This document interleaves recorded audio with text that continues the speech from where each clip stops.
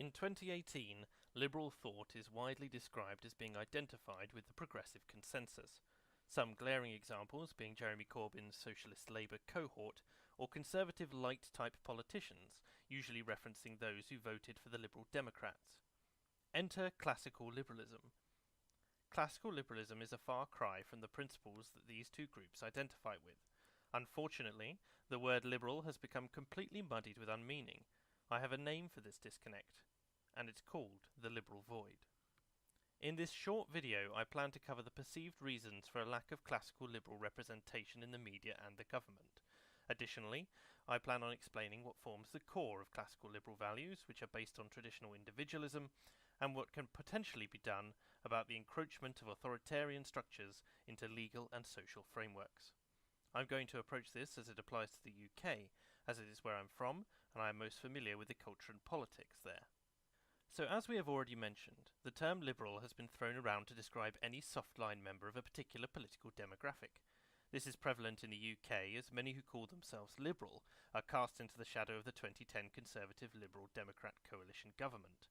The Liberal Democrats utterly failed in their plans to bring any meaningful liberal policy to the table, and also demonstrably reneged on their key election selling point of reducing tuition fees, to the point that they tripled them instead. For this, the term liberal in the UK can be associated with a kind of right-wing light brand of politics. Conversely, the more common association for many is that liberals are left-leaning hipsters, naive about the realities of life. Open to progressive ideas, any nation, any culture except their own, because they can see the flaws in their own culture whilst ignoring all the faults of others. These so-called liberals are portrayed as self-hating, guilt-ridden children who hate their own culture and want to dismantle society, whilst being blissfully ignorant, of course, of how true liberal values, on which the UK is built, function and build success on the global stage. Both of these perspectives are at odds with what classical liberal beliefs actually are. Classical liberalism fights primarily for the protection of freedom of expression and promotes the necessity of taking personal responsibility, a focus on legislating in regards to the behaviour of individuals who are responsible for their own actions and not those of others. This does not remove the responsibility conveyed by the action of inciting others to violence, for instance, because inciting to violence is its own offence. Liberalism maintains that pragmatically, in a free society, individuals should be free to speak their mind and hold opinions, no matter their stance, and for no legal action to be taken against them for their opinions, no matter how egregious in the public eye. This contrasts with the left-leaning, because their emphasis is entirely on the rights of collective groups, and a hierarchy of victimhood that truly brings meaning to the phrase, all are equal, but some are more equal than others. Specifically, they focus on the collective rights of different groups and demographics. You may be familiar with hearing the right not to be offended when talking about such leanings. By moving to a collectivist view where individuals are no more than the sum of the characteristics and stereotypes of set categories defined by powerful groups such as intersectional feminism, these so-called liberals have become corrupted by the authoritarian idea that group rights supersede those of individuals. This is a dangerous position, because when the group is threatened by an individual that disagrees with the majority group preference, they are then seen as having betrayed the group, and are exiled in a manner of speaking. You see this typically in a class struggle, where dissenting black voices that do not claim victim status in places like the USA are labelled as Uncle Toms or race traitors. Following this line of thinking, these so-called liberals believe that summary judgment can be cast on group identities that have historically caused injustice, and that by proxy, every member of these oppressor groups is guilty of the crimes that are being levied against the whole group. This conflicts with the liberal principle that individuals are not responsible for the actions of others. This corruption is often termed social justice. Historically, where collectivist and authoritarian policies have combined, violence, ostracization, and genocide have occurred.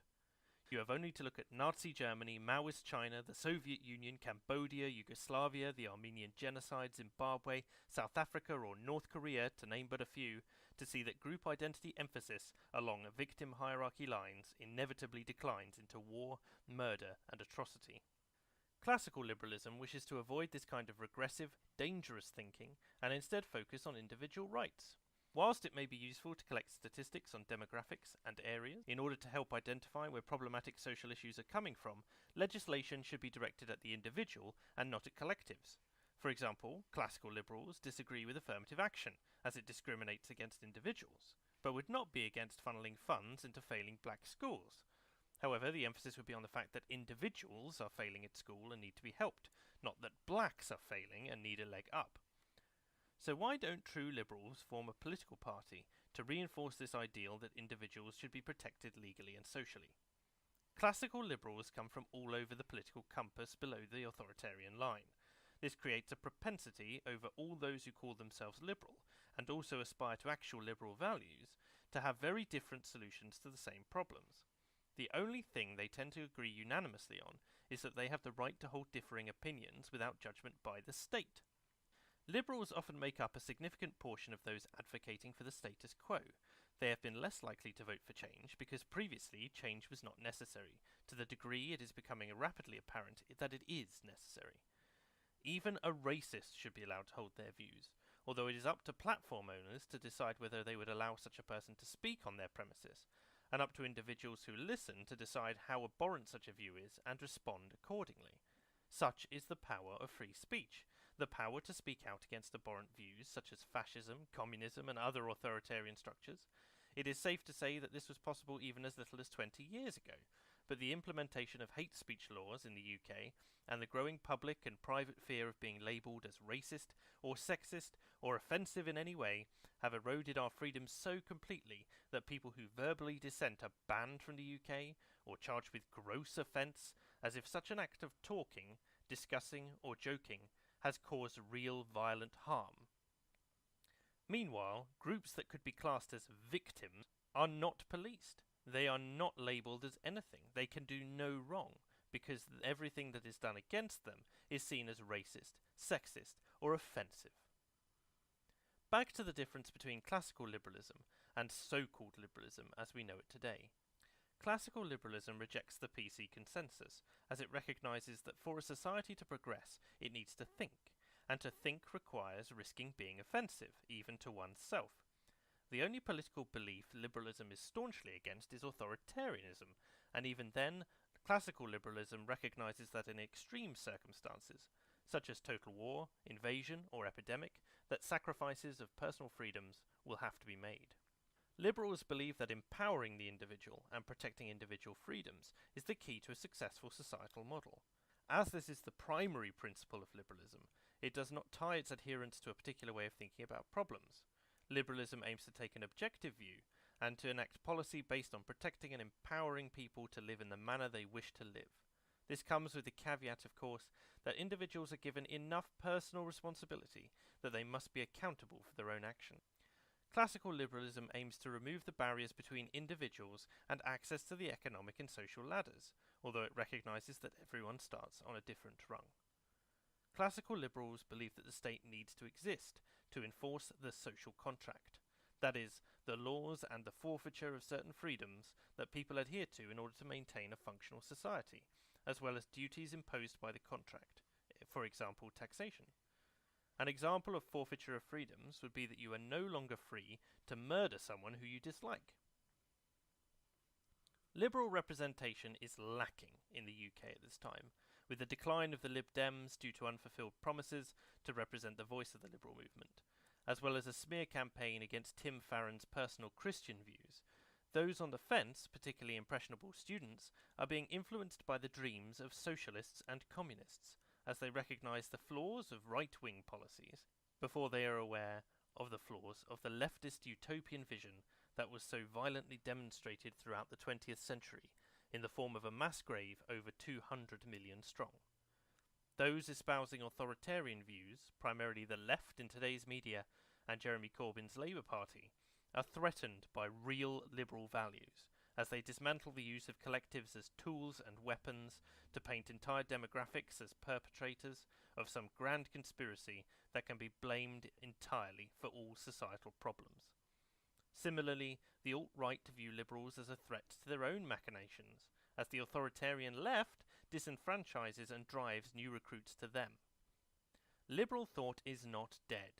Indeed, small communities of liberals exist, primarily online and surrounding prominent online figures such as Sargon of Akkad, but they do lack a banner to rally around outside the realm of the digital.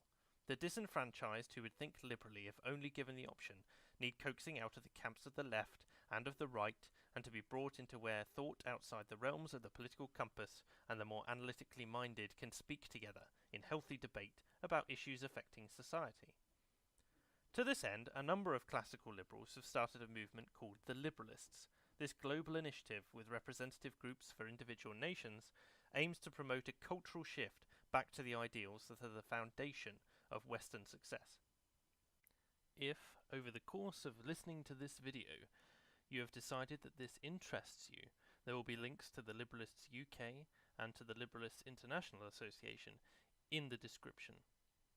Thank you very much for listening to the end of this video.